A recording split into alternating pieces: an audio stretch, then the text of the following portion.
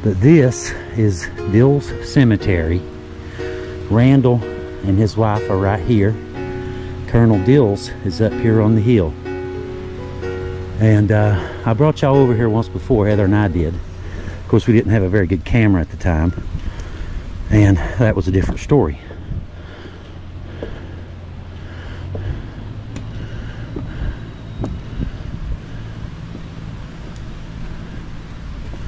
And right there is the one and only Randall McCoy.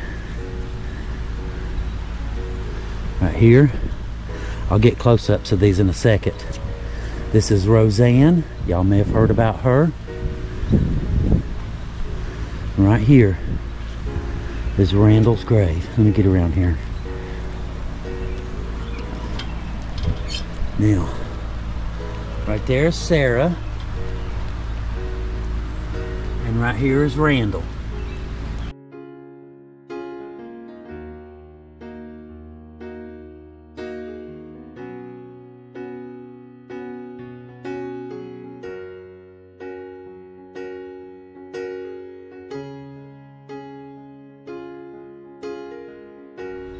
And if you look, I want to show y'all something. If you look right here, you can see Randall's original stone. Okay? Now, look over here. This is Sarah's original stone. Now contrast that with the marble statue at Devalance's grave. You get where I'm going here? You see, Devalance, he was very wealthy. Randall was fairly well-to-do. He wasn't exactly poor. Devalance was a millionaire.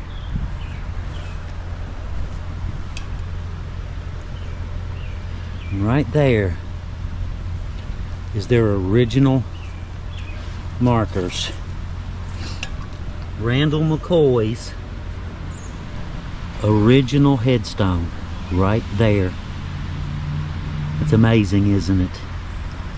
And then the new grave, the new stone here.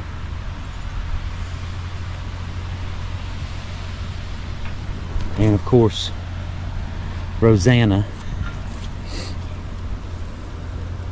And as y'all know, Rosanna, she really had a really bad life. You know, you can do nothing but feel sorry for this poor girl. You know, she saw a lot of her family get murdered.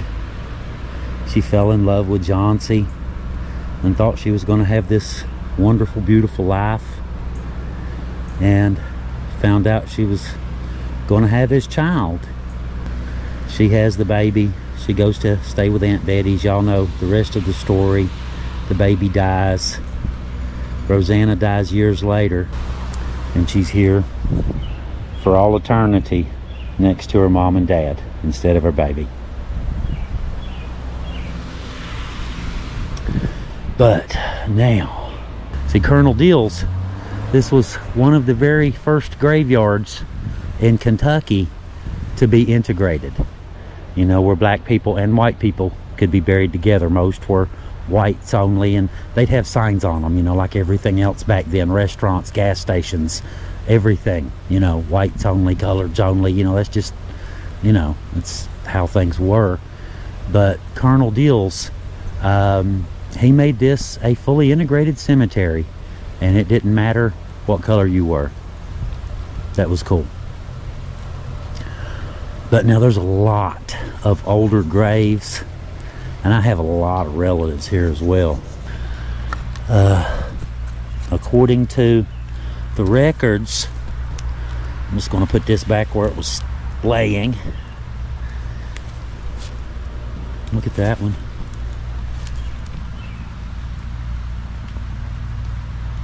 C-O-L, Colonel, right there.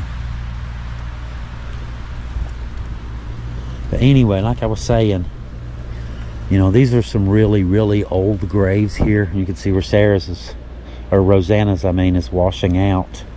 It's going to have some attention soon.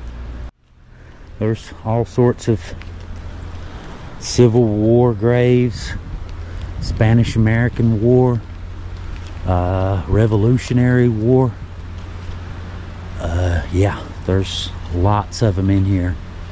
And we did a video on Colonel Dils too, where we covered some of it, and a largely unknown section way back in here, but you can't get in there this time of year. It's winter only. I did a video back there last winter for our YouTube page. But Carolyn Buskirk,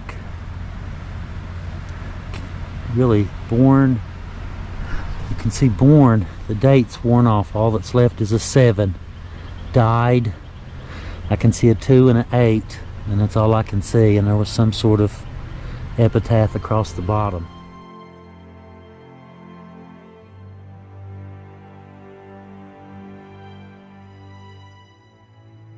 There's another one.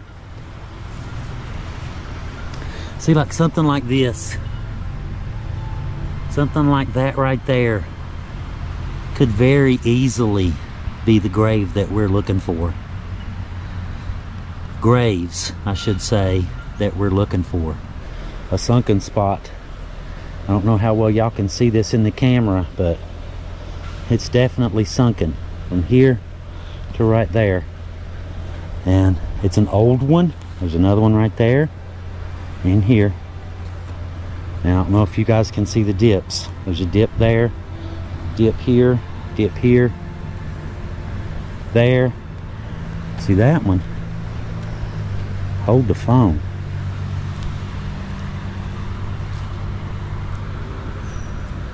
Okay, that was a fence. You know what I was thinking, don't you? Wooden cross. Looks like it's been burned. Probably a forest fire or something. We get those from time to time. But as you can see, this is the only mark, only thing on this grave. Just a dip in the ground is the only thing that gives it away as being a grave. Here, there.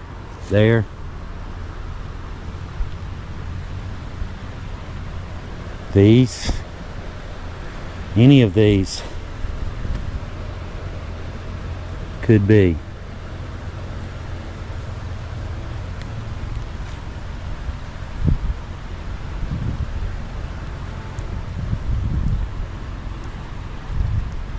Remember we were over last time. There it is. It's over the hill now.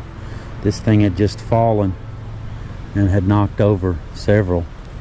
But you can see several. 1, 2, 3, 4, 5 in a row right here that have no markers on them at all. And that would be exactly what we would expect to find for the graves in question. That's exactly what you would expect to see.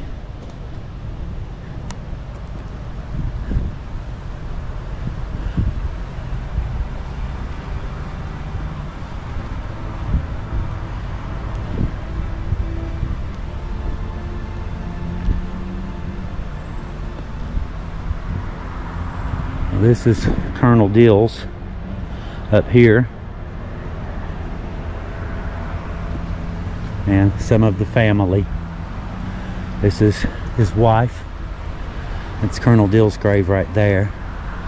This is one that Heather actually asked me to get when I was over here. Pocahontas.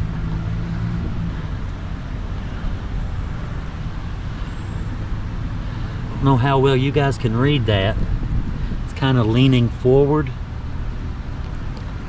It's the daughter of John and Ann Dils. And here's some of the other children as well.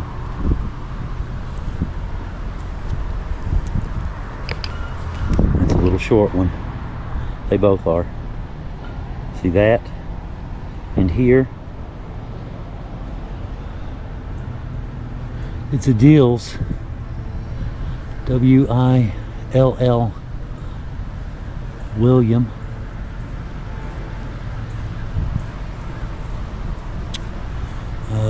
Can't make out a name on that one, but it's a really short one.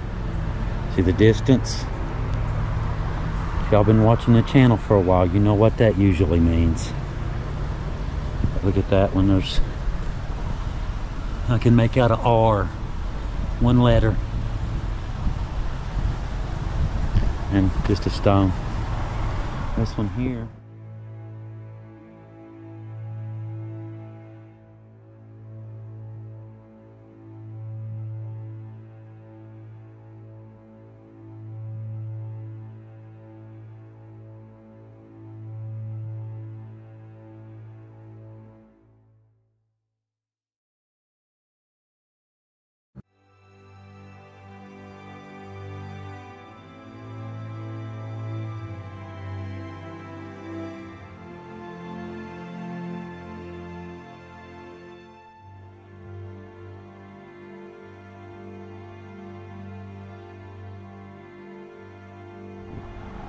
has fallen over.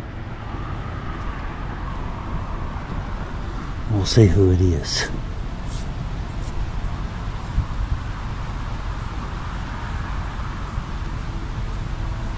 I cannot make out that name. Kendrick, J.K. Kendrick, died in 1896. And there's some other names here as well. Georgia and James K.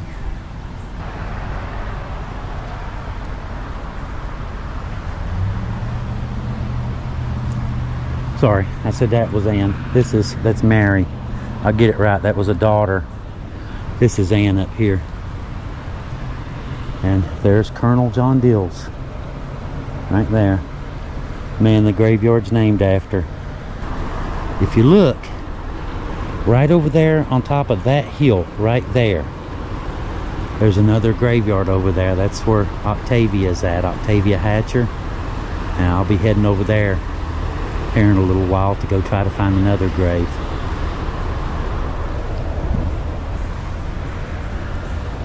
But this is the same, there's that same plaque that's down there. I'll read it to you.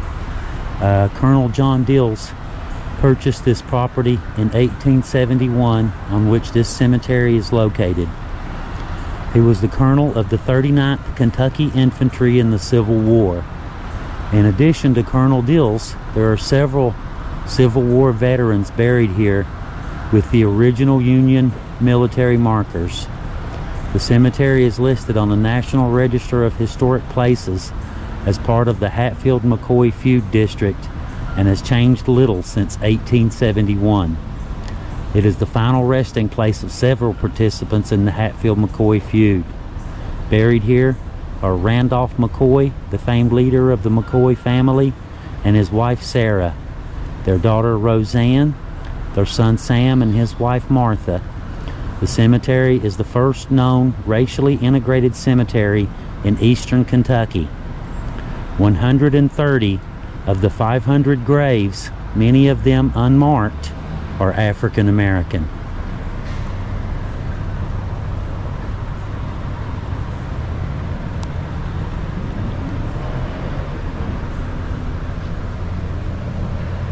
Ann's looks bad, don't it?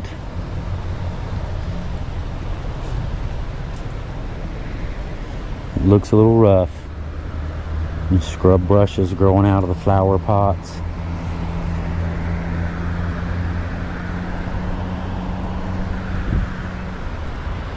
It's wild, isn't it? You know, you think, I don't know, somehow you think that when you die you put up a grave marker and your marker will be there forever, but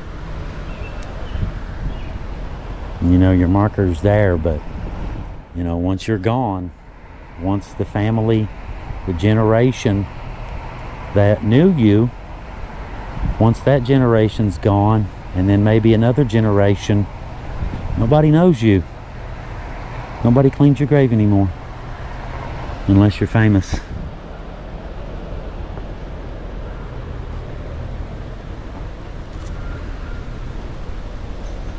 And Sam and Martha, they're right over here.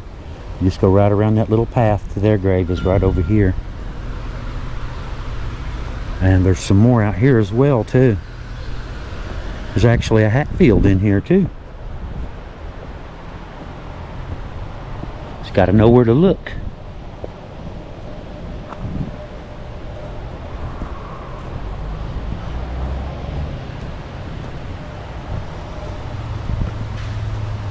But I figured since I was up here, trying to watch for markers as I go, as I'm showing you guys around a little bit.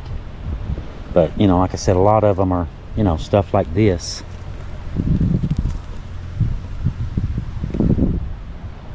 And if you see that, if you were to see that, you would suspect there's a grave there.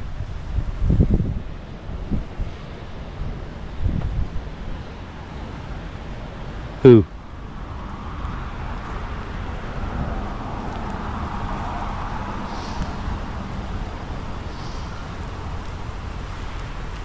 I always thought that was kind of a shame. You know, your whole life, you know, and all you can, the best you can hope for is a stone, you know, like Lorenzo here, Lorenzo D. Stevens, Kentucky, private, 112th Infantry, 28th Division, World War I.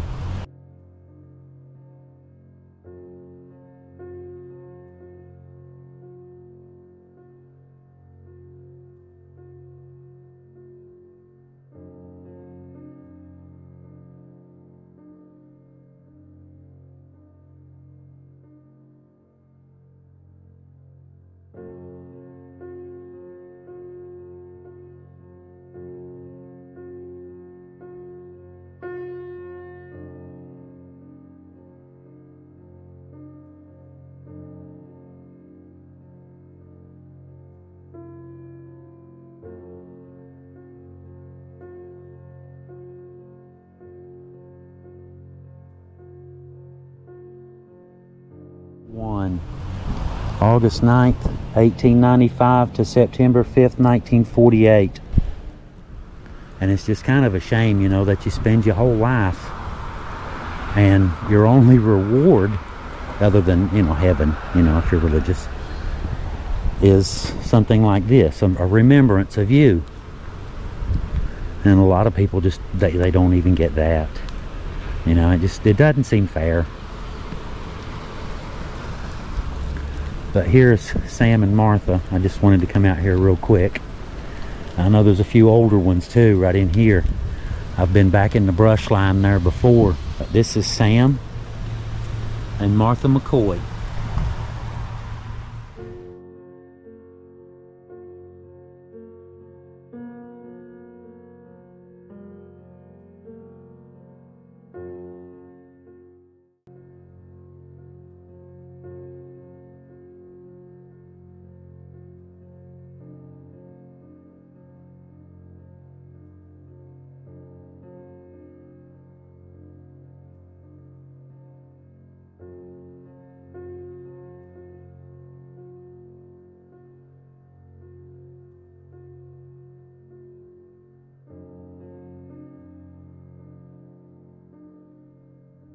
Martha was born in 1858 and died in 1942. And Sam was born in 1857 and died in 1921.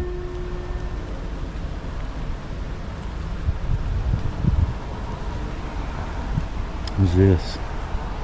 Barnes. Two little ones.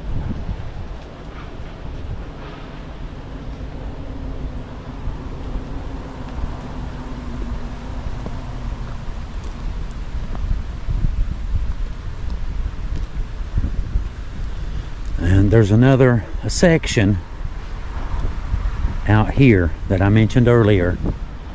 I'll go out through that way just to see how far in I can get. I don't think I'm going to be able to make it very far, but we'll see. What's this one?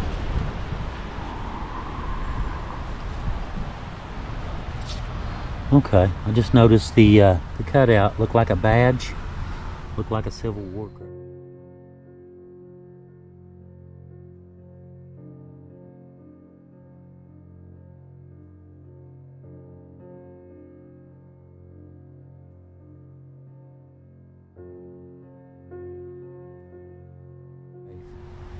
It's Nellie Bird, daughter of Lewis and Virgie Robinson. December 15th, 1909 to May 12th, 1911. It's a 2-year-old. Brooks. What's that? Another World War I grave. Isaac Earl Brooks, Kentucky, private. STU Army TNG Corps. I'm not sure what that is. I have to, maybe one of you guys can weigh in on that one. The STU Army and TNG Corps. I'm not sure about those.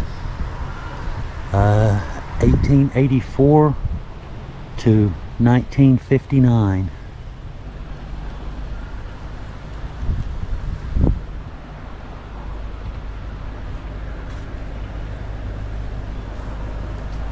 Remember I told you there was a Hatfield here?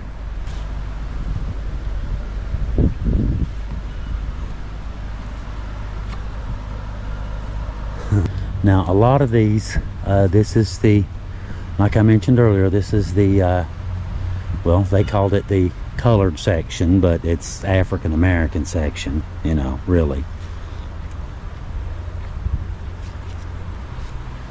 And just think all these people you see back then, your average African American, they weren't really given headstones.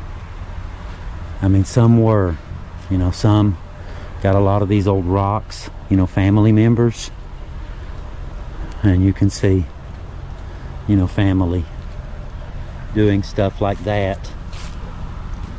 But realistically speaking, you know, these folks, they didn't really have a lot of money. They, you know how it is. Just trying to make ends meet. They didn't really have a lot of money. Someone passes away. You've got other children to worry about. You've got, maybe, you know, you've got your wife to worry about, your children to worry about, maybe a couple in-laws, possibly your parents. You know, money. I can see where money could become a thing and people not get a headstone. But these they go back, and I found these, the clearing ends right here, but I found more. We found more back in the woods, back in here, back through there, and on up through there. Heather and I have come up here before. We found more. So you can see, if you look here, you can see them back in the brush line. Right here, you can actually see them. I see one back there by that tree.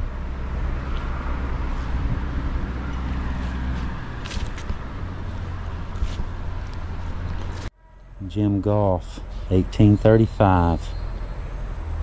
Told you these were some old graves. You see a couple back in there in the brush. And there's more of them. This graveyard goes way on up through there.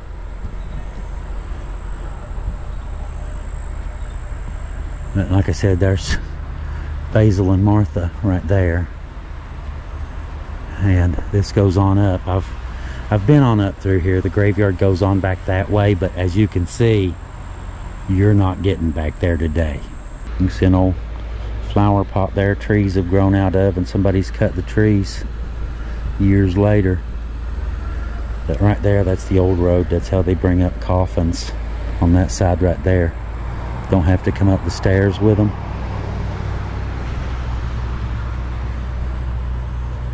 It sure is beautiful though, isn't it? Tangled. I mean, if you like this sort of stuff, I mean, it looks pretty impregnable actually. But I think it's pretty. Because they have numbers. I've noticed a lot of them. They'll have numbers. That one is number 292. They don't know who's there, but apparently ground penetrating radar or something that they've used. This is 231, and there's just a rock to indicate there was a grave there. And you can see more back in the weeds here in the brush line, back there, over here. Just all back in there.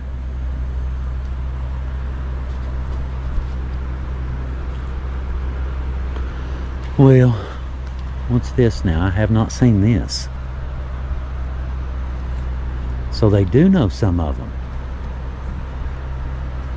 The names of the African Americans laid to rest in this historic cemetery are respectfully inscribed September 15th, 1996.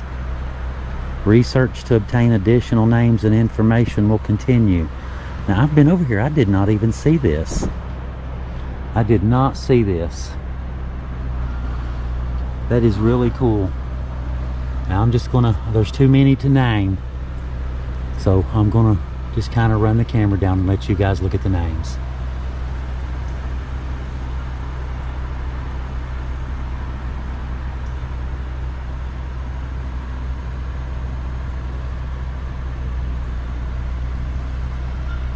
Right, infant.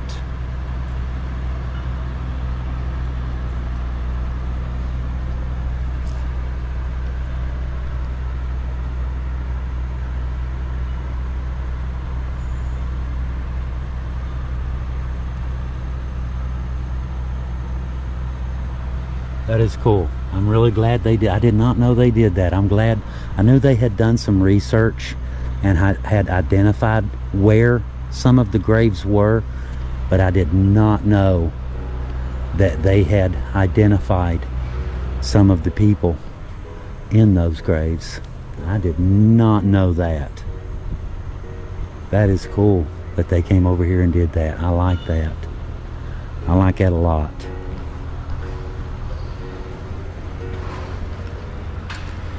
Well, guys, anyway, it doesn't look like I said, I didn't think we were going to find them, but it's worth a look. You know, their story is as worthy of being told as anyone else's.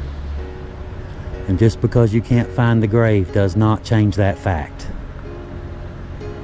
I guess I better end this one where I came in, beside Randall McCoy's grave. Thank y'all for coming along today. Appreciate y'all sticking around, watching our video, maybe learn a little bit of something new. Here's some real history, you know, not a made-up version from Hollywood or a sensationalized version from some reporter trying to sell newspapers. You know, we try to get out and we try to show you the stuff, you know, show you the real thing with evidence, you know, as we go.